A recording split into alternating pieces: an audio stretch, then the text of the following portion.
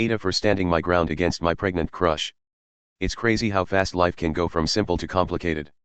A few months ago, I was finishing up high school, working part-time at a hardware store, and training every morning for my next step, the Marine Corps.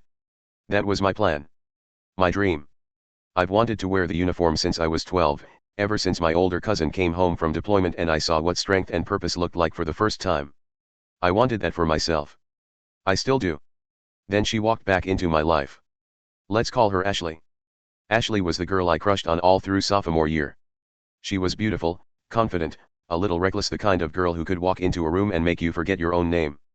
But I was the quiet type back then. I never asked her out. Just admired her from the sidelines while she dated every guy who had a faster car or louder friends. Especially this guy, some arrogant, jobless tool who got her pregnant and then vanished. That's when things got weird. Suddenly, Ashley started texting me out of the blue. "Hey, stranger," she wrote one night. Then came compliments, small talk, flirty emojis. At first, I was confused then flattered. I'll admit, the teenage me inside wanted to believe this was some twist of fate, that maybe she finally saw me. But that feeling didn't last long. Within a week, the messages took a sharp turn. She told me she was pregnant, but not to worry, it wasn't mine. She made that very clear. The father, apparently, ghosted her the second he found out. And now, she wanted something else, me. She started saying things like, "We could be a family. I know I messed up, but this could be our second chance. You could be the man my baby needs." Wait, what? I thought she was joking at first, but she wasn't. Her parents even invited me over for dinner, which was less dinner and more of an ambush. Her dad sat across the table, staring me down while her mom asked if I had thought about getting a real job yet. Ashley sat beside me with her hand on my arm, smiling like this was some fairy tale romance. Meanwhile, I was looking around like I had just been dropped in a cult meeting. Her dad finally leaned forward and said, "It's time you step up and be a man. Do the right thing." I could feel my blood boil. Be a man? I'm not the father. I never even dated Ashley. But somehow, they had it in their heads that I was supposed to give up my future, find a job, get an apartment, raise someone else's kid, and basically take on an 18-year life sentence. The next day, I went to my dad. My old man is a hard guy, Vietnam vet, never sugarcoats a thing. When I told him what was going on, he didn't hesitate. He looked me dead in the eye and said, "Son, do not throw your life away for this girl. That baby is not yours. She made her choices, and now she wants you to clean it up. That's not your job. You've got one life. Don't waste it trying to save someone who's already dragging you down." I think that's when it clicked for me. All the guilt I was feeling, because yes, I did feel bad, wasn't mine to carry. I didn't owe Ashley anything.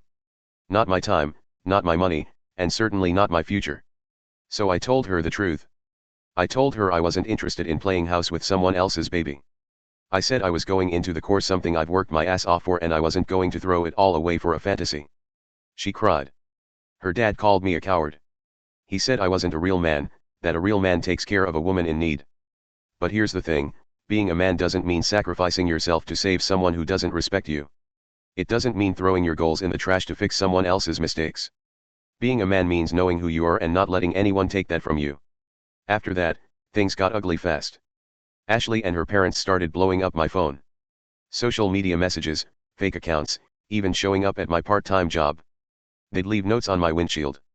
One night, I came home and they had left a basket on my porch: baby supplies, pacifiers, diapers, and a note that said, "You'll change your mind.